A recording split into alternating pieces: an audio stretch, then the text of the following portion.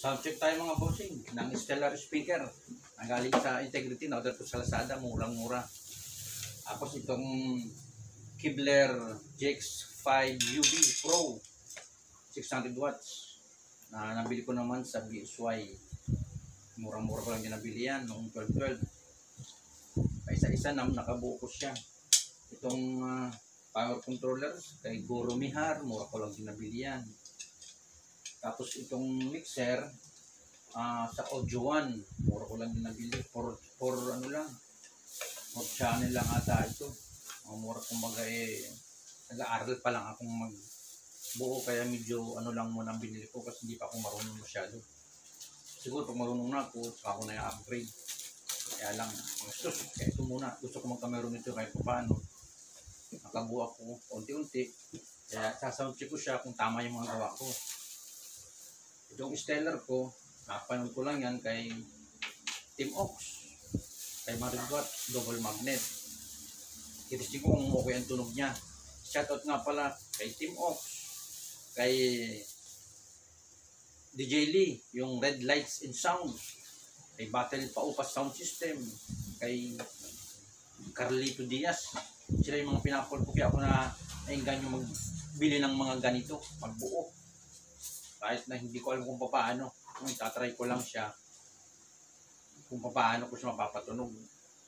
Ngayon, soundcheck ako, hindi ko alam kung itong papatugtugin ko may anong tawag doon. Yung meron siyang basta, limot ako kung anong tawag doon. Natugtog ka na hindi license, pwedeng matanggal yung account ko. Pero bahala na. Kagatak ata yun, nakita ko lang doon. O, ito na, soundcheck ko.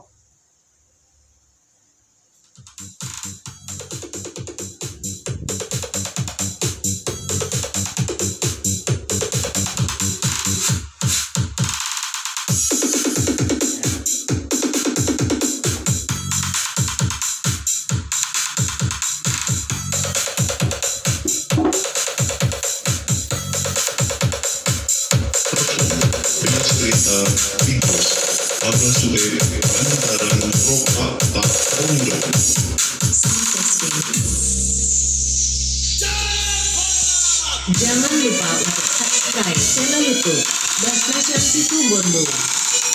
Performance Yes Kereta Big Boss Abbas Web Bantara Kenal Nilo.